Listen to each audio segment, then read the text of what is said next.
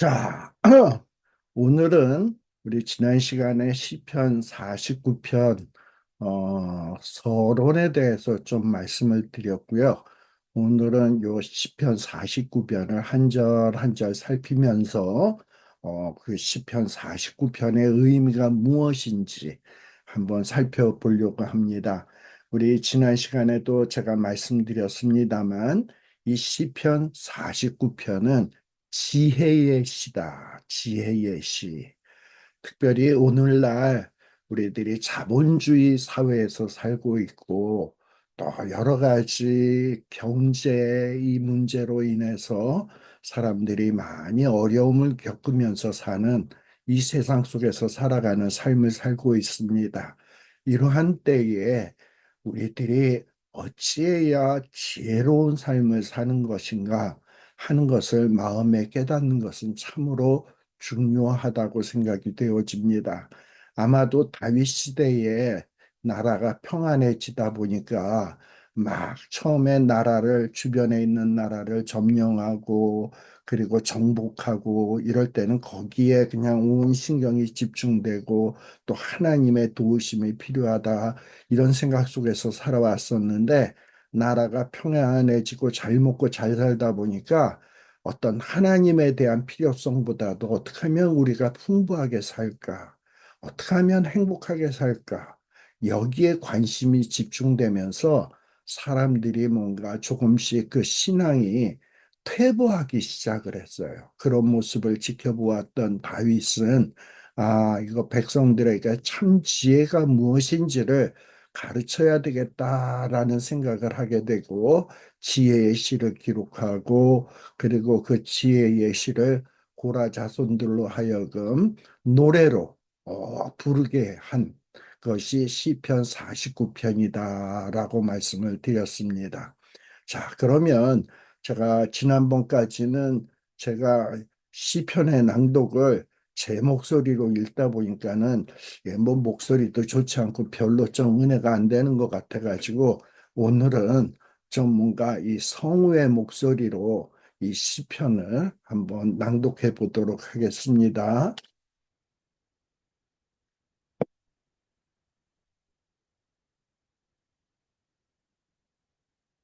제49편 고라 자손의 시 인도자를 따라 부르는 노래.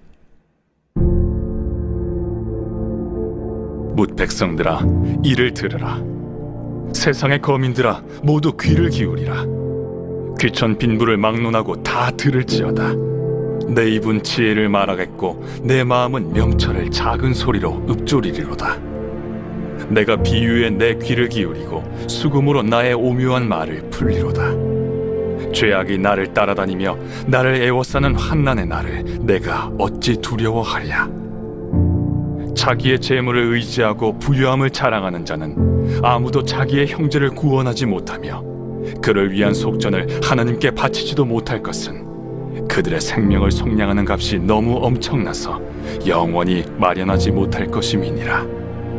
그가 영원히 살아서 죽음을 보지 않을 것인가? 그러나 그는 지혜 있는 자도 죽고 어리석고 무지한 자도 함께 망하며 그들의 재물은 남에게 남겨두고 떠나는 것을 보게 되리로다. 그러나 그들의 속생각에 그들의 집은 영원히 있고 그들의 거처는 대대에 이르리라 하여 그들의 토지를 자기 이름으로 부르도다. 사람은 존귀하나 장구하지 못하며 멸망하는 짐승 같도다. 이것이 바로 어리석은 자들의 길이며 그들의 말을 기뻐하는 자들의 종말이로다. 그들은 양같이 스올에 두기로 작정되었으니 사망이 그들의 목자일 것이라. 정직한 자들이 아침에 그들을 다스리리니 그들의 아름다움은 소멸하고 스올이 그들의 거처가 되리라. 그러나 하나님은 나를 영접하시리니 이러므로 내 영혼을 스올의 권세에서 건져내시리로다. 사람이 치부하여 그의 집에 영광이 더할 때 너는 두려워하지 말지어다. 그가 죽음에 가져가는 것이 없고 그의 영광이 그를 따라 내려가지 못함이로다. 그가 비록 생시에 자기를 축하하며 스스로 좋게함으로 사람들에게 칭찬을 받을지라도 그들은 그들의 역대 조상들에게로 돌아가리니 영원히 빛을 보지 못하리로다. 존귀하나 깨닫지 못하는 사람은 멸망하는 짐승 같도다.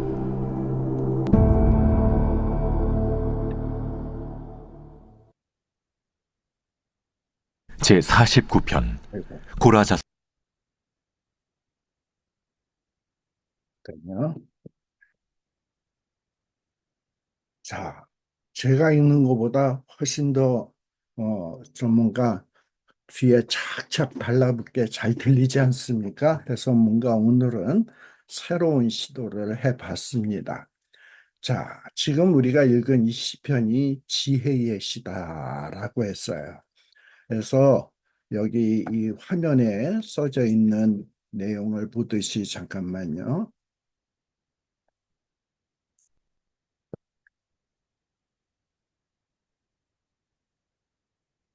자, 여기 지금 화면에 나와 있듯이 시편 49편 1편하고 초록색 글씨로 쓰여 있는 부분이 성경 본문의 내용입니다.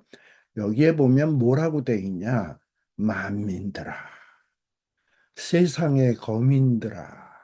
그리고 2절에 보면은 귀천 빈부를 물론하고, 그러니까 만민, 세상의 거민, 귀천 빈부를 물론하고, 그러니까 이 모든 사람이라는 거야.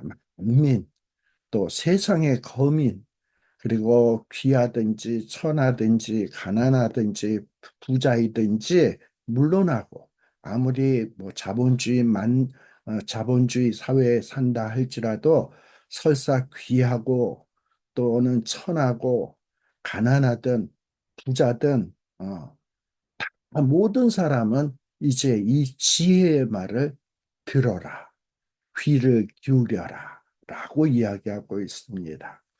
특별히 여기 보면 세상의 거민이라고 얘기를 했는데, 이 세상이라는 말은 히브리어로 헬레드라는 말을 사용하거든요. 성경에 딱 두 곳에 사용됐어요. 요 시편 17편, 그리고 이사야서 38장에, 그리고 이 시편 49편에 이렇게 기록되어 있는데, 그 정확한 의미가 무엇인지 알기는 어렵지만은 이 사용된 두 곳의 그 문맥을 보고서 이렇게 의미를 생각해 보면, 여기서 말하는 세상이란 어떤 의미냐? 지금 사는 우리의 이렇게 세상, 뭐 이런 게 것보다도 뭔가 참 더덥고 그리고 참 순간적인 곳, 바로 이것이 세상이에요. 저랑 제 와이프랑도 요즘 늘 하는 말이, 야, 우리가 지금 결혼한 지 40년이 넘었는데, 지나온 세월을 이렇게 생각해 보니까 정말 훅 간다. 정말 이렇게 순간적으로 휙 지나간 것 같다라는 얘기를 참 많이 해요. 아마 이런 생각은 저만 하는 것이 아니라 여러분도 하지 않을까. 어린 시절 뭐 10살 미만 뭐 5살 6살 때는 천년만년 살 것 같고 세상에서 살면 뭐 대단한 것이 있는 것 같은데, 지금 한 60줄이 넘어서 뭐 70에 이렇게 가까워지면서 뒤돌이켜 보면, 야, 뭐 살아온 세월 뭐 이렇게 뭐 대단한 것 같았는데, 어렸을 때는 뭐 살아보니 별거 없구나, 덧없구나, 참 순간적이구나 하는 것이 이 세상이 아닌가라는 생각이 들어요. 그런데 이러한 세상에 사는 만민들, 그리고 모든 거민, 귀하든지 천하든지 가난하든지 부자이든지, 지금 이 다윗이 하는, 하나님의 감동으로서 다윗이 말하고 하는 이 지혜의 말을 잘 들으라 라고 이야기하고 있는 거예요. 그래서 다윗은 뭐라고 얘기하냐? 내가 이제 내 입으로 지혜를 말하겠다. 그리고 내 마음은 명철을 묵상하겠다라고 이야기하고 있습니다.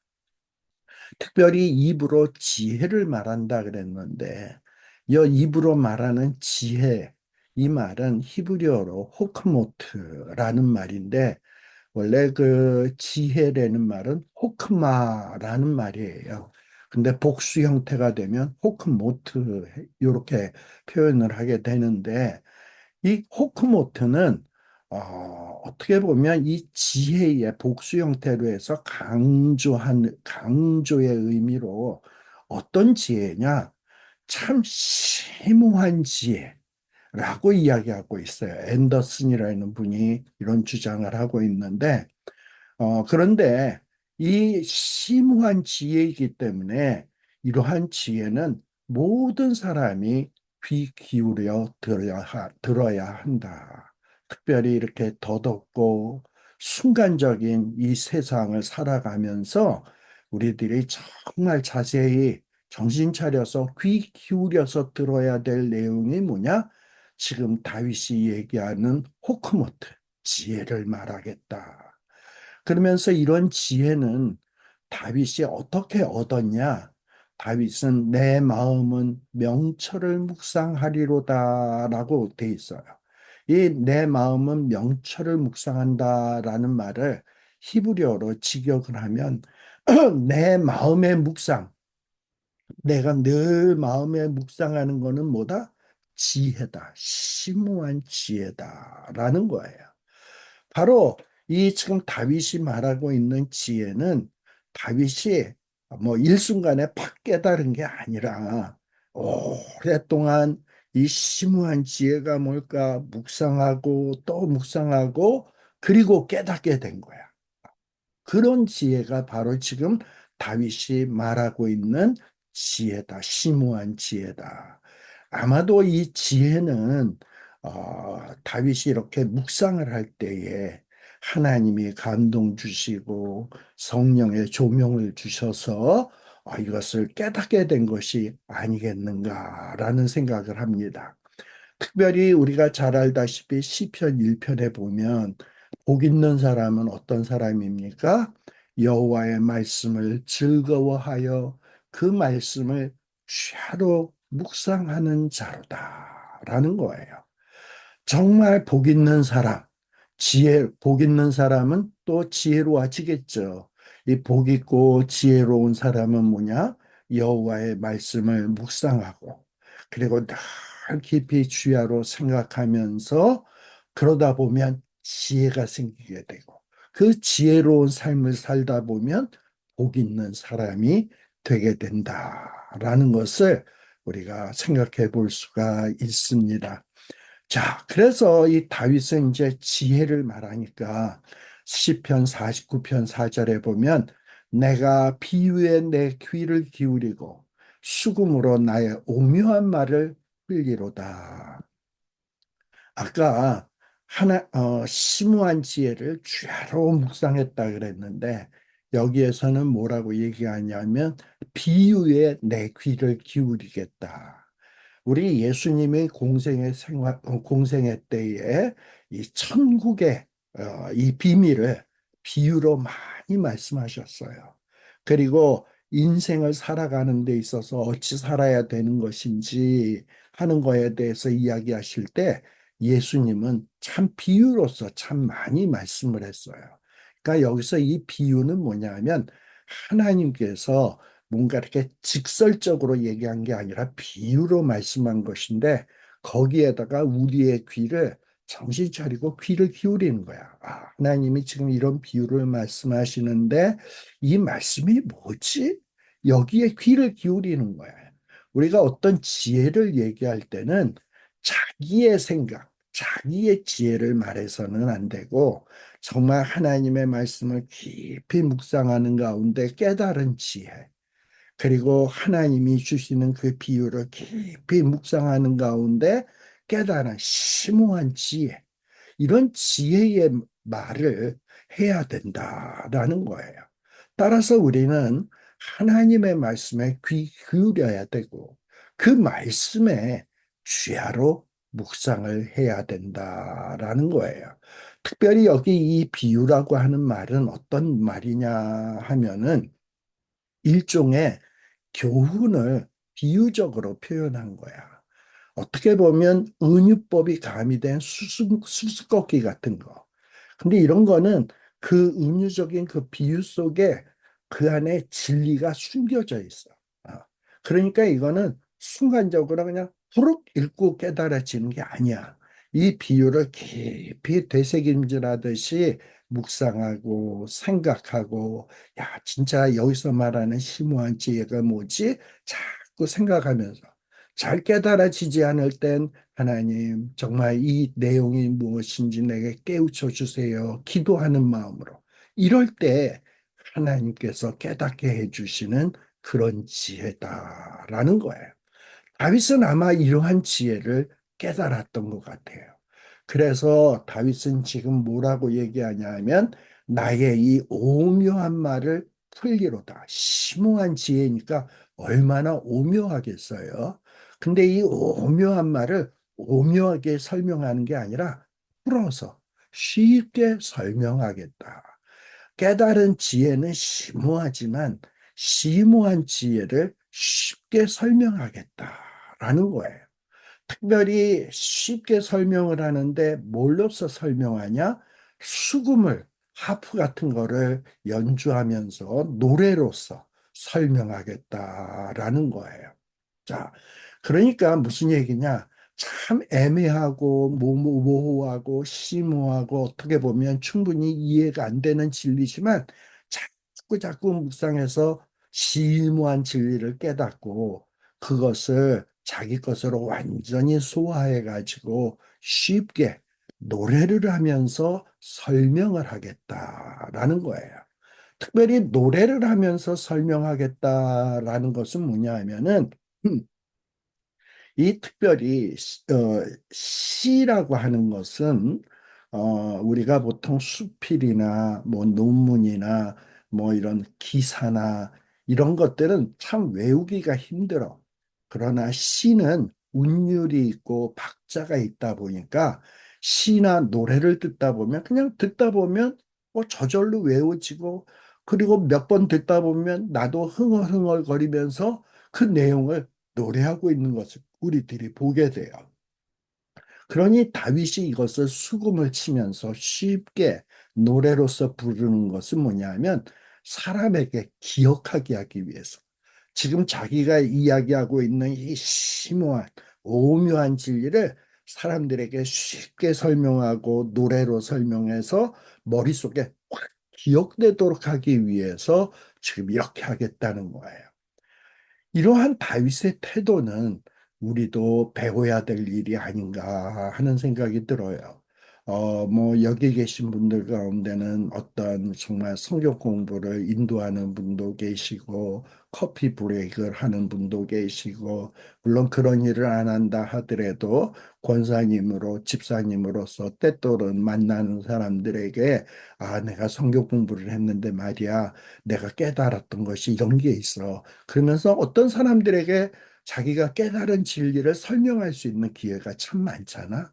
그럴 때 우리는 어찌해야 되냐? 깊이 묵상하고 깨달아서 쉬운 말로 상대방이 기억하기 쉽게 그렇게 전달하는 방법을 연구해야 된다. 그리고 그렇게 전달할 수 있어야 된다라는 거예요. 그런 준비를 해야 되는데 다윗은 아마도 이런 준비가 되어진 사람 같습니다. 자, 그러면서 이제 다윗이 이 깨달은 심오한 진리를 노래로 설명하는데 그 지혜의 내용이 뭐냐? 첫 번째는 5절에서부터 9절에 나오는 내용인데 다윗이 깨달은 지혜. 이 세상이 아무리 자본주의 사회고 그리고 사람들이 부를 추구하고 풍요함을 추구한다 할지라도 그것이 우리를 참으로 복되게 하냐? 아니다. 이 재물이라고 하는 것은 우리에게 영원한 진정한 구원을 줄 수 없다라는 것을 깨우쳐 주는 것이 심오한 진리의 첫 번째 이야기예요. 특별히 이 자본주의, 황금 만능주의에 살다 보면 어떤 하나님을 기억하고 살기보다는 자꾸 물질에 관심을 두고 살아가는 날이 참 많아. 그리고 물질에 관심을 두고 살아가면 행복하냐? 그렇지도 않아. 돈 하고 살지만 돈 때문에 고민하고 풍요를 추구하면서 살지만 어느 정도 풍요를 얻었으면 더 부자를 보면서 막 속상해하고 이런단 말이죠. 예. 그래서 이 죄악된 세상에서 특별히 하나님이 없다 생각하고 하나님에 대해서 관심 없이 사는 것이 죄고 악이란 말이죠. 세상의 모든 사람들이 하나님에게 관심을 갖지 아니하고 어떤 돈, 물질, 풍요함만 쫓아가면서 사는 이 세상이에요. 바로 이런 세상이 죄악된 세상이야. 근데 이 죄악된 세상에 살면 늘 환란 속에서 사는데 다윗은 지혜가 있었기 때문에 아무리 죄악이 나를 따라 애우는 날에 그리고 환란이 있는 날이라 할지라도 내가 어찌 두려워하겠느냐 라고 이렇게 담대한 고백을 하고 있어요. 나는 두려워하지 않는다. 왜? 나에게는 진정한 지혜가 있기 때문에. 그 진정한 지혜가 있기 때문이다 라는 거야. 그 진정한 지혜가 뭐냐? 재물이 구원해 주지 못한다. 진정한 구원은 누가 준다? 결론적으로 얘기하면 하나님이 베푸시는 것이다라는 이 지혜가 확실하게 있었던 거예요. 그래서 다윗은 49편 6절에 보면 자기의 재물을 의지하고 풍부함으로 자긍하는 자. 여러분, 재물이 많고 풍부해서 자긍하는 자 얼마나 부럽습니까? 정말 우리의 부러움의 대상 아닙니까? 이 세상에서 살면서 돈 걱정 안 하고 부족함을 전혀 못 느끼고 사는 사람 얼마나 행복하다라는 생각이 드나요? 그러나 다윗은 이야기합니다. 재물을 의지하고 그리고 풍부함으로 자긍하는 자. 즉, 하나님에 대해서 자긍하는 게 아니라 재물, 풍부함으로 만족하다 하는 자들. 이런 자들. 사실 우리의 신자의 진정한 자랑거리는 뭐냐 하면 우리의 재물이나 소유물이 아니라 하나님이어야 돼요. 근데 신자들 가운데도 정말 내 자랑은 내가 정말 긍지를 느끼고 있는 것은 내가 하나님의 백성이야. 이런 거에 대해서 긍지를 느끼나요? 어떤 대부분의 신자는 내가 하나님을 믿었더니 하나님이 이렇게 물질을 주셨어. 좋은 집을 주었어. 그리고 내가 이렇게 높은 지위에 올라오게 되었어. 그거에 대해서 자긍하지 그것을 주신 하나님에 대해서 자긍하는 사람이 별로 많지 않다. 그러다 보니 많은 사람들이 자기의 소유를 신뢰하고 거기에 만족하는 삶을 산다라는 거예요. 그런데 이게 과연 지혜냐? 정말 이것이 올바른 삶이냐? 아니다라는 거예요. 왜? 시편 49편 7절에 보면 아무리 재물이 많고 풍부하다 하더라도 그것이 형제를 부족하지 못하며 저를 위하여 하나님께 속전을 바치지 못할 것은 저희의 생명의 구속이 너무 귀하여 영영이 못할 것임이라 라고 돼 있어요. 여러분, 물질이 아무리 풍부해도 아무리 재물이 많아도 그것이 어떤 다른 사람을 죽음으로부터 구원할 수는 없어요. 정말 아무리 돈이 많다 하더라도 물론 생명을 어느 정도 연장은 할 수 있겠지. 돈 많으니까. 그러나 그것이 생명을 영원히 구원한다? 절대 그럴 수 없다. 우리의 생명을 영원히 연장시키시고 이 생명을 정말 행복하게 해주실 수 있는 분은 하나님 뿐이시다라는 것을 기억하는 것이 바로 지혜다라는 거예요. 어, 그래서 이 아무리 풍부하고 돈이 많다 할지라도 죽음이라고 하는 절대적인 한계 상황 앞에서는 돈도 풍부함도 정말 무가치하다. 모든 인간은 죽을 수밖에 없어요. 한 번 죽는 것은 하나님이 정하신 일이다. 그러면 이 생명이 영원한 생명을 얻으려면 어떻게 해야 되냐? 하나님께 의지하고 하나님의 은혜를 입어야 된다라는 거예요. 네. 저로 영존하여 썩음을 보지 않게 못하리니 여기 보면 않게 못하리니 했으니까 않게 이것도 부정어죠. 못하리니도 부정어죠. 부정이니까 이거 긍정이죠. 그러니까 아무리 재물이 많고 그리고 풍부해도 영전하여 썩음을 본다라는 거예요. 아, 그러니까 영전해서 썩음을 보지 않게 못한다. 그러니까 썩을 수밖에 없다. 아무리 부가 많아도 부가 아무리 풍부해도 영존할 수 있는 분은 없고 그리고 유한하며 썩을 수밖에 없다라는 거예요. 여러분들 가운데 뭐 정말 나는 부자다. 부족함이 없다라는 생각하는 분이 있어요? 그것이 과연 영원히 갈까요? 절대 그렇지 않다. 이것을 깨닫는 것이 뭐냐면 지혜다라는 거예요. 그리고 또 다윗이 깨달은 지혜는 뭐냐? 10절에서 12절에 보게 되면 이 세상에 보면 조금 더 머리 좋고 좀 덜 머리가 좋은 사람, 어리석은 자도 있어요. 그러나 이 모든 사람, 지혜가 있든 없든 뭐 좀 뭔가 나아 보이고 못나 보이든 동일한 운명을 갖고 있다라는 것을 깨닫는 것이 지혜다라는 거예요. 시편 49편 10절에 보면 저가 보리로다 지혜 있는 자도 죽고 우준한 자도 우준하고 무지한 자도 같이 망하고 저희의 재물을 타인에게 끼치는도다. 여기에 보면 죽고 망하고라는 말이 있어요. 죽고 망하고라는 말은 히브리어로 죽고는 야무트, 망하고는 요베드라는 말이에요. 죽는다, 소멸된다 라는 거예요. 어. 자, 그런데 누가 죽고 망한다? 지혜 있는 자도 그리고 좀 미련하고 우준한 자도 결국에는 다 죽거나 망한다. 그리고 그들이 가졌던 이 풍성한 재물들은 다 어떻게 된다? 결국에는 다 남주고 간다라는 거예요. 물론 이렇게 남주고 간다라는 것이 어떨 때는 뭐 자식에게 주고 갈 수도 있겠지. 그나마 좀 다행일지 모르죠. 그런데 또 자식들도 주고 결국은 모아놓은 거 영원히 내 것 되지 못해 다 놓고 가게 돼 있어요. 바로 이것을 깨닫는 것이 지혜다라는 거예요.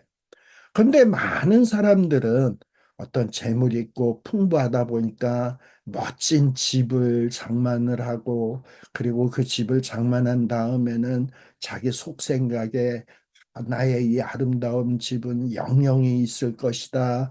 그리고 내가 얻은 이 황활한 땅은 대대에 미칠 거다.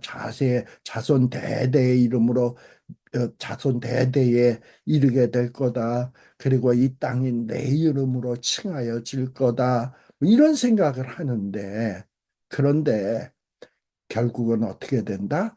다 죽는다. 망한다.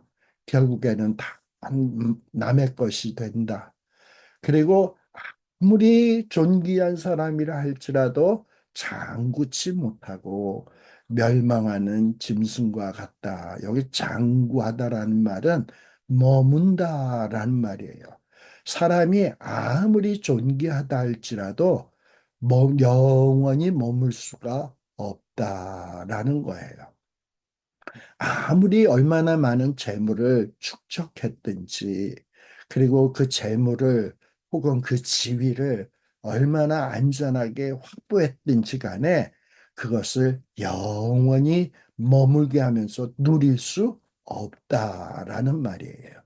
특별히 여기 장구라는 말은 히브리어로 얄린이라는 말을 썼어요. 요 얄린이라는 원래적 의미는 말은 어떤 뜻이냐면 밤을 보내다. 그리고 밤에 머물다라는 거예요. 즉, 하룻밤 이렇게 지내는 거, 이거예요. 그러니까 아무리 사람이 존귀하지만, 그리고 자기가 아무리 많은 재물을 가졌다 할지라도, 마치 하루 지나고 나면 하루살이처럼 슉 사라지듯이 신속히 사라지고 만다.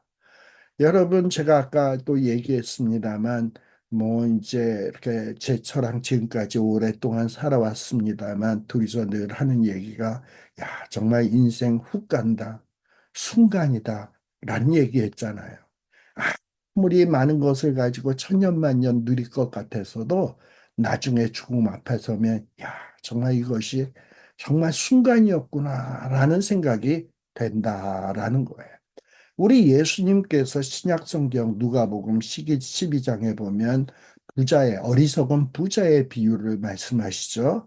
이 어리석은 부자는 돈을 많이 벌면, 그리고 창고에다가 먹을 것을 가득 쌓아놓고 나면 이제 천년만년 정말 행복하게 잘 살 것이라고 생각했어요. 그래서 창고에다 가득가득 쌓아놨어. 그런데 하나님이 말씀하시기를 뭐라고 말씀하냐? 어리석은 자여, 오늘 밤에, 아까 얄린 이라는 말 했죠. 오늘 밤에 내가 내 영혼을 도로 찾으리니,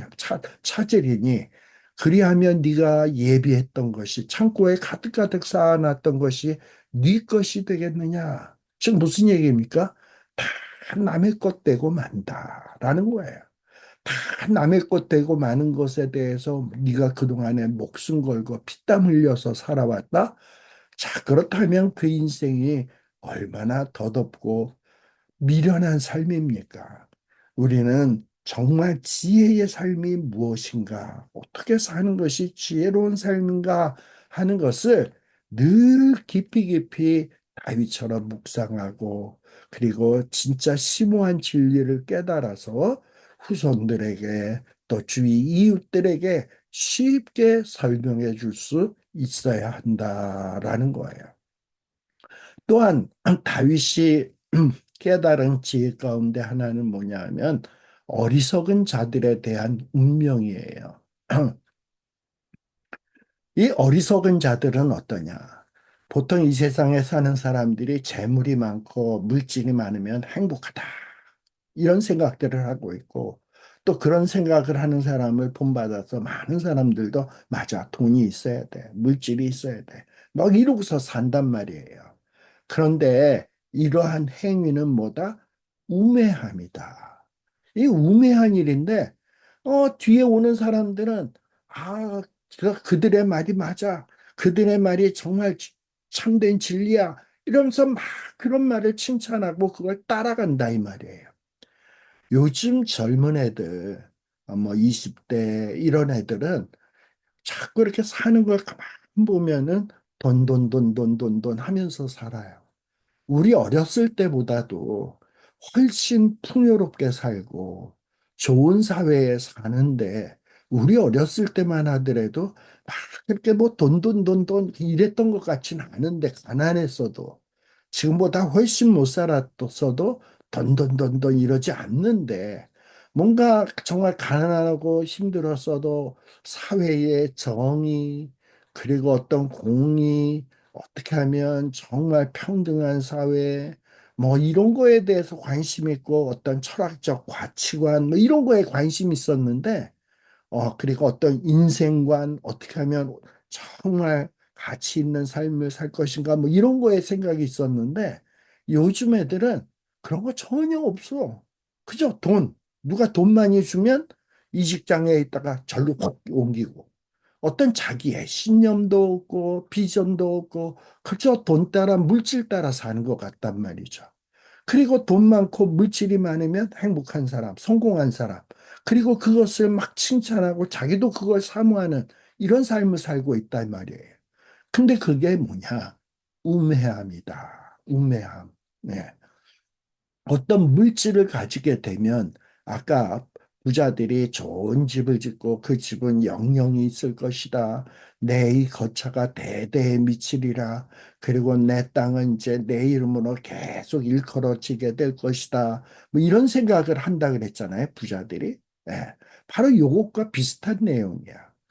요즘 세상의 사람들이 그렇다라는 거예요. 자, 근데 이러한 행위는 뭐냐? 우매합니다. 이러한 삶의 방식, 이러한 사람들의 행동의 과정, 이건 다 뭐다? 어리석음이다. 라는 거예요. 뭔가 아름다운 집이, 물질이 나에게 행복을 가져다 줄 것이고 성공을 가져다 줄 것이고 나를 영원히 행복하게 해줄 것이다 라고 하는 것은 우매합니다. 그리고 그것을 막 칭찬하면서 그것을 즐거워하면서 그것을 막 따라다니는 것 다 뭐냐? 어리석음이다 라는 겁니다. 이런 어리석은 사람들이 참 많은 세상 속에서 살고 있어요. 어쩌면 나 자신도 그렇고 또 어떨 때 보면 우리 자식들도 그렇고 내 주변에 있는 사람들도 그래요. 그런데 이런 사람들을 향하여 참된 지혜가 무엇인지를 가르칠 수 있어야 한다라는 거예요. 자, 보세요. 이런 어리석은 자들, 우매한 자들의 운명이 어떠한가? 양같이 저희를 음부에 두기로 작정되었으니, 보통 목자가 양들을 어디에다 이렇게 몰아놓습니까? 우리에다가 이렇게 몰아놔. 근데 이런 어리석은 사람들을 양들을 무리에다 이렇게 몰아넣듯이 음부에다가 두기로 작정했다.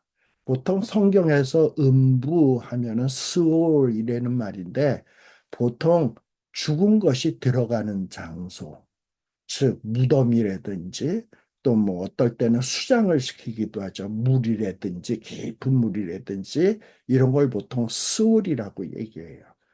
하나님은 이런 정말 하나님을 의식하지 않고 그저 돈돈하면서 사는 사람, 이런 사람들을 다 어떻게 하기로 했냐? 음부 속에다 넣기로 작정했다. 그리고 사망이 저희의 목자일 것이다. 즉, 양들을 막 주관하는 것이 목자이듯이 이렇게 물질을 막 거기에다가 따라가고 풍요함을 따라가고 황금 만능주의 사상에 따라가고 그것을 사모하는 사람들 결국 누가 다 주관한다? 사망이 주관한다. 그리고 사망이 그들을 삼킨다. 결국은 죽는다는 거예요. 그래서 이렇게 정직한 자가 아침에 저희를 다스리니 저희의 아름다움이 음부에서 소멸하여 그 거처조차 없어진다. 아무리 풍부하고 돈이 많아도 결국은 다 어떻게 된다? 그것을 사모하던 사람들의 몸이 다 무덤 속에서 땅 속에서 수월에서 소멸하고 다 사라지게 된다. 특별히 여기에 저희의 아름다움이라 그랬는데 이 아름다움은 뭐냐? 보통 성경에서 얘기하는 이 아름다움은 뭐냐면 어떤 인간의 외적인 모습, 이런 외적인 모습을 얘기하는 거예요. 여러분, 우리는 다 사망이 주관해요. 암만 젊었을 때 아름다웠어도 세월이 지나다 보니 얼굴에 주름이 가고 머리에 흰머리가 나고 근육이 줄어들고 또 이 뼈다귀들도 점점 약해지고 골다공증에 되고 그러다 보면 나중에 골골하다가 결국은 다 죽게 돼 있고 수월에 들어가게 돼 있다. 이것이 작정된 운명이다. 성경에서는 뭐라고 표현하느냐? 한 번 죽는 것은 하나님이 정하신 일이다. 라는 거예요.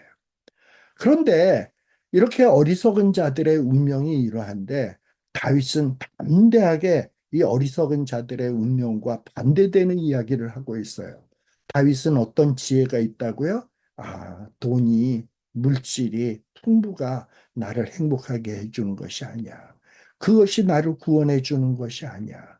하나님을 경외하고 하나님이 주시는 지혜로 살아가는 것이 이것이 참된 복된 삶이야. 라는 것을 깨닫고 있었던 자가 다윗이에요.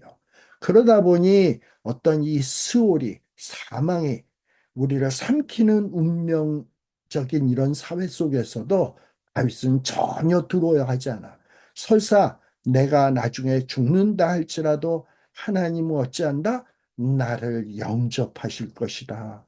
그리고 내 영혼을 이런 사망, 음부의 권세에서 구속하실 것이다. 라는 거예요. 이렇게 다윗은 음부의 권세로부터 당당히 해방될 것을 바라보고 있어. 그리고 이렇게 경건하게 살다 보면 찬란한 영생이 기다리고 있다라는 그런 기대감을 가졌단 말이에요. 이것이 신자가 갖는 소망 아니겠습니까? 그리고 이것이 바로 앞서간 믿음의 선배들이 소망했던 것 아니겠습니까?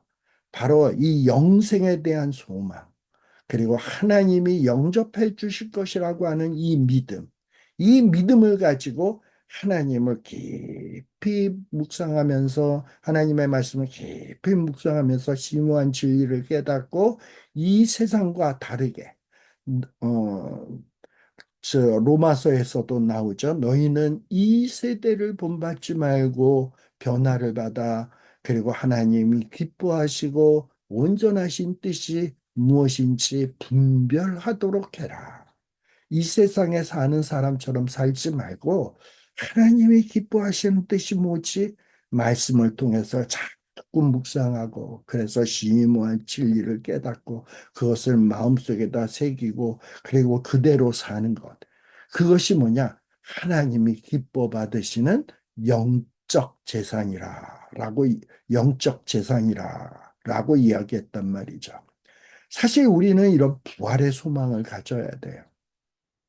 고린도전서 15장 21절에 보면 사망이 사람으로 말미암았으니 자, 첫 번째 사람은 어떠했습니까? 하나님의 말씀을 두려워하기보다는 하나님의 말씀을 무시하고 먹지 말라고 했던 선악을 알게 하는 나무를 탐냈어요. 저걸 먹어야 내가 지혜롭게 되고 그리고 내가 정말 지혜롭고 탐스러운 저 열매를 먹어야 내가 행복해질 수 있어 해서 쏙 담아갔단 말이야.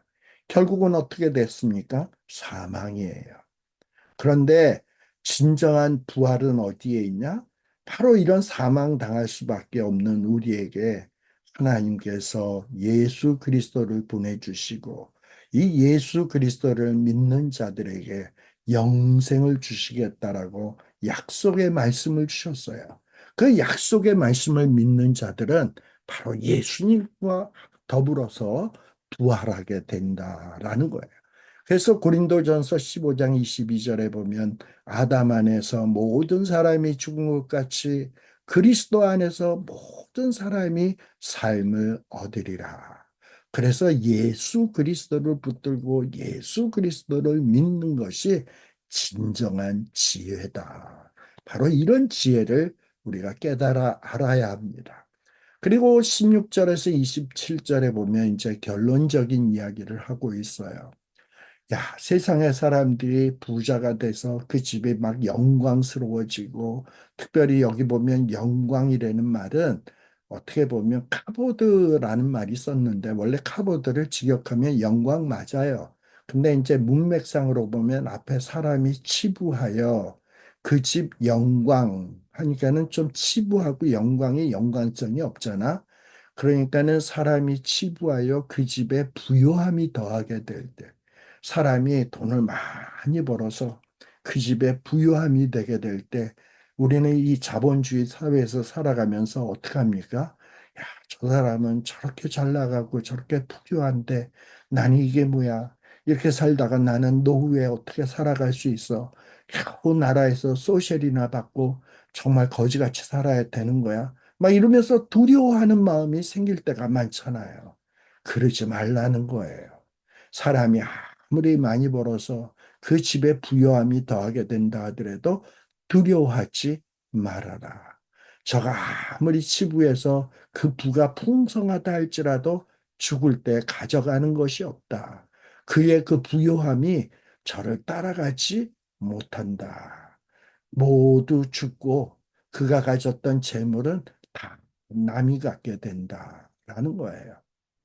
결국은 아무리 내가 많이 모았어도 그 모은 재물을 다 놓고 가게 돼 있다. 그리고 49편 18절에 보면 저가 생시에 자기를 축하하며 스스로 좋게 함으로 사람들에게 칭찬을 받을지라도 부요해서 자기 스스로 나는 이만하면 성공해서 막 스스로를 축하하고 스스로를 행복하다고 여기고 사람들이 막 그를 칭찬한다 할지라도 어떻다? 결국은 뭐라고 얘기하냐? 결국은 놓고 간다. 제가 아까 말씀드렸죠. 예수님께서 누가복음 12장 19절에 보면 어리석은 부자에 대한 비유를 했는데, 부자가 내가 내 영혼에게 이르되 영혼 내 영혼아, 내가 이제 여러 해 쓸 물건을 많이 쌓아두었으니 이제부터 평안히 쉬고 먹고 마시고 즐거워하자. 그런데 이 어리석은 자야, 내가 내 생명을 내가 오늘 밤에 취하면 네가 모으는 그 재물이 네 것이 되겠느냐 하면서 그 부자를 어리석은 자다라고 했다 이 말이죠. 우리가 이 사실을 좀 깊이 묵상해야 돼요.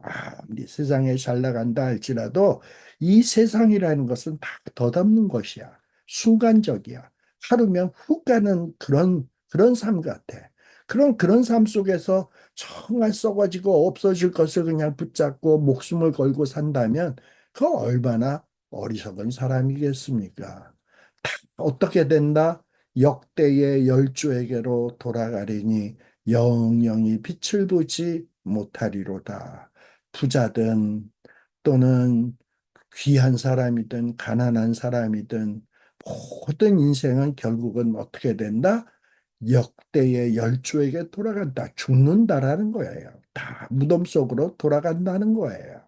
그리고 영영이 빛을 보지 못한다. 단 여기에 전제는 뭐냐?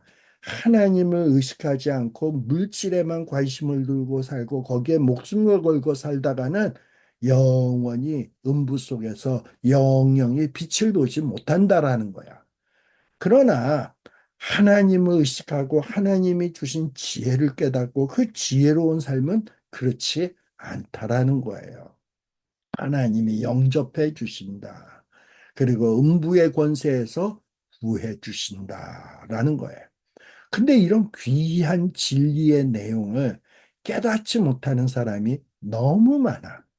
이런 지혜를 알지 못하는 사람이 너무 많아. 그래서 시편 49편 20절에는 다윗은 이렇게 이야기합니다. 존귀에 처하나 깨닫지 못하는 사람은 뭐 같다? 멸망하는 사람이다. 멸망하는 짐승 같다. 여기 깨닫지 못한다라는 말은 히브리어로 아니다, 야빈 이런 말인데 지혜가 없다라는 말이에요. 지금 이 시는 지혜의 시라 그랬죠. 지혜가 없는 자. 지혜의 근본이 뭐죠? 여호와를 경외하는 것. 즉 여호와를 경외함이 없고 하나님이 주시는 지혜에 귀 기울이지 않는 자. 바로 이런 자는 결국 뭐와 똑같다? 멸망하는 짐승과 같다. 이런 지혜가 없다면 멸망하는 소처럼 소멸돼 버리고 마는 그런 존재다라는 거예요.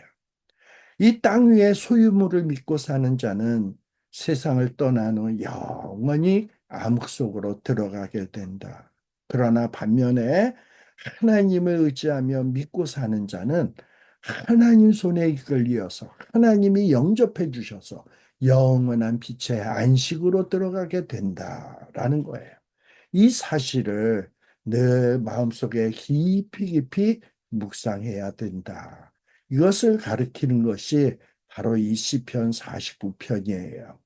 자, 그러면 좀 요약해서 말씀드립니다. 지혜의 말. 이러한 지혜의 말은 누가 들어야 된다? 모든 인간이 들어야 된다. 부자든지 가난한 자든지 귀한 자든지 천하든지 모든 세상, 이 덧없는 세상을 살아가는 사람들이 들어야 된다. 그리고 다윗은 이런 지혜를 깨닫기 위해서 늘 마음속으로 묵상을 했다. 또 하나님이 주시는 말씀에 귀를 기울였다. 수수께끼 같은 말씀이라고 어려운 말씀이라 하더라도 귀를 기울였다. 그리고 심오한 지혜를 깨닫고 수금으로 남들이 아주 듣기 쉽게 오묘한 말을 잘 풀어서 남들에게 지혜의 말을 베풀었다. 근데 그 지혜의 내용은 뭐다? 생명, 생명이 너무 귀하기 때문에 아무리 재물이 많아도 이 귀한 생명을 구속할 수는 없다. 아무리 재물이 많아도 생명을 구속하지 못하고 재물은 썩고 만다. 지혜자도 무지한 자도 모두 죽는다. 그들이 남긴 재물은 남의 것이 될 수밖에 없다. 사람은 아무리 존귀해도 그리고 짐승처럼 장구치 못한다. 순간 훅 간다. 그리고 양무리에 모듯이 사람은 양, 양무리에 무는 양처럼 모두 음부에 모아져서 소멸된다. 거쳐도 소멸된다. 그러나 하나님을 경외하고 하나님을 믿었던 자들은 어떻게 해야 된다? 이런 지혜로운 자는 하나님께서 영접하시고 그 영혼을 음부의 권세에서 구속하신다. 그러니 이런 가치관을 갖고 있는 자는 이 세상에서 부한 자의 그 부유함, 영광을 부러워하거나 그것을 보고 두려워할 필요가 없다. 왜? 그들의 그 부유함은 죽을 때 가져갈 수 없다. 아무리 살아있을 때 잘 나가도 결국은 그들은 다 죽는다. 따라서 사람이 존귀할 때 깨달아야 된다. 깨닫지 못하면 짐승과 같다라는 겁니다. 요 시편 49편을 이렇게 묵상을 하다 보니까 이 찬송가 450장이 생각이 나더라고요. 그래서 이 450장의 요 가사를 한번 여러분들 잘 한번 묵상해 보세요. 정말 한순간에 훅 가는 이 세상, 정말 어, 화살같이 쏜살같이 날아가는 지나가는 이 정말 짧은 인생 속에서 과연 어떻게 사는 것이 참된 지혜일까? 정말 신령한 믿음의 선배는 이 450장 찬송을 통해서 이 짧은 정말 덧없는 인생 속에서 내가 어떻게 살아야 되지? 무엇을 소원하면서 살아야 되지? 생각하는데 그것을 깨달은 것을 노래로 풀어서 아까 이 고라의 자손들 다윗이 수금으로 풀어서 오묘한 말을 증거했던 것처럼 찬송가로 풀었던 것 같아요. 뭐라고 얘기하냐? 내 평생 소원, 그저 돈 모으는 것이 아니라 내 평생 소원, 뭐다? 이것뿐. 주의 일 하다가 이 세상 이별하는 날, 주님이 영접해 주실 때 그 앞에 가는 것이다. 이것을 소원했단 말이죠. 그러면서 이 덧없는 인생 속에서 뭐라고 얘기하냐? 꿈 같은 헛된 세상에 정말 꿈같이 헛되게 훅 가잖아. 취할 것 무엇냐? 이 수고 암만 하여도 암만 해서 암만 풍성하게 가져도 결국은 다 놓고 가고 썩어지는 헛된 것뿐이로구나. 그러면서 이야기한단 말이죠. 그런데 이렇게 황금만능주의, 하나님을 무시하고 살아가는 이 세상, 그러다 보니 얼마나 악한 일도 많고 시험도 많고 그렇습니까? 불같은 시험 많으나 겁내지 맙시다. 구주의 권능 크시니 이기고 남겠네.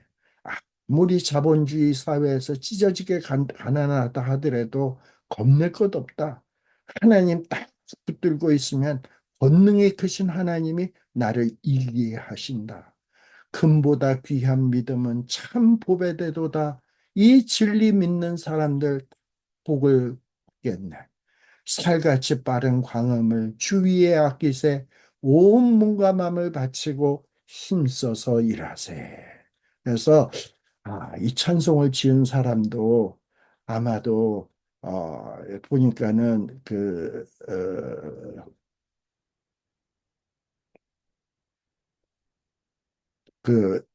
이 시편 49편의 내용을 정말 이 시편 49편에서 말하고 있는 이 지혜의 내용을 정말 잘 깨닫고 마음에 소화한 자가 아닌가.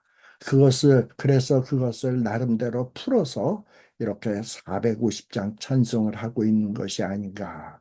이런 생각을 해보게 됩니다. 그래서 저와 여러분들도 이 같은 지혜를 가지고 살아갈 수 있는 저와 여러분 되시기를 간절히 바랍니다. 어,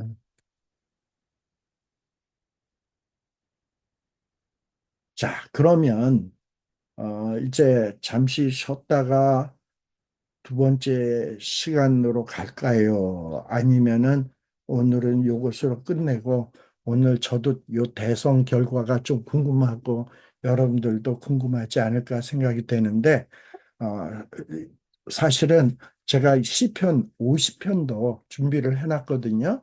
근데 요 시편 50편은 아삽의 시입니다. 근데 요 아삽의 시에 대해서는 다음 주일은 한 주 휴강하고, 다 다음 주일에 우리가 시편 50편 말씀을 같이 묵상하도록 하겠습니다. 오늘은 여기서 마치고요. 제가 기도하겠습니다.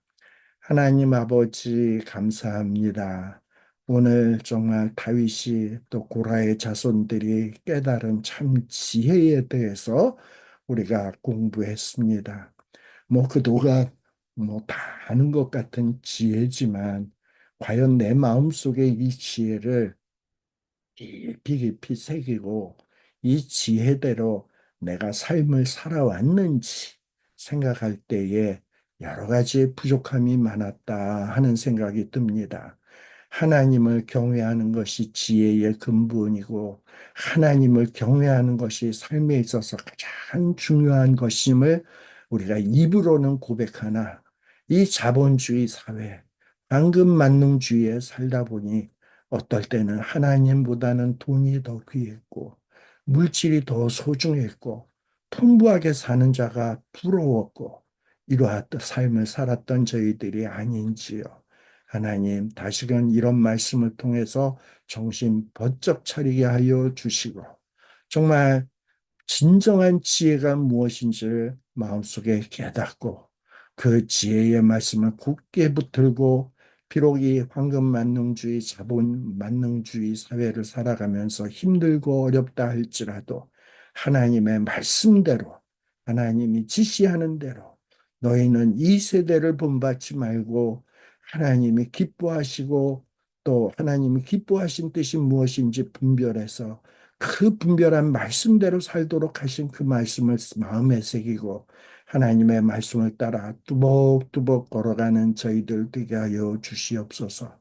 그리하여 마지막에 다 놓고 가는 그날 우리는 하나님 앞에 서면서 하나님이 우리를 영접해 주실 때 하나님의 영접을 받으며 즐거운 마음으로 저 천성에 들어가 하나님을 찬양하며 하나님과 영원토록 함께 즐거워할 수 있는 삶을 살 수 있는 우리 모두가 되게 하여 주시옵소서. 예수님 이름으로 기도드립니다. 아멘. 이상으로서 오늘 성경 공부를 마치도록 하겠습니다. 다음 주일은 우리 몇 분이 이렇게 좀 빠지게 되기 때문에 우리 한 주 휴강하고 그 다음 주일에 또 이렇게 하도록 하겠습니다. 특별히 오늘 대선이 있고 또 한국도 여러 가지 복잡한 상황에 있는데 정말 나라를 위해서 또 우리 조국을 위해서 기도하시는 여러분들 되시기를 간절히 바랍니다. 이상으로서 마치도록 하겠습니다.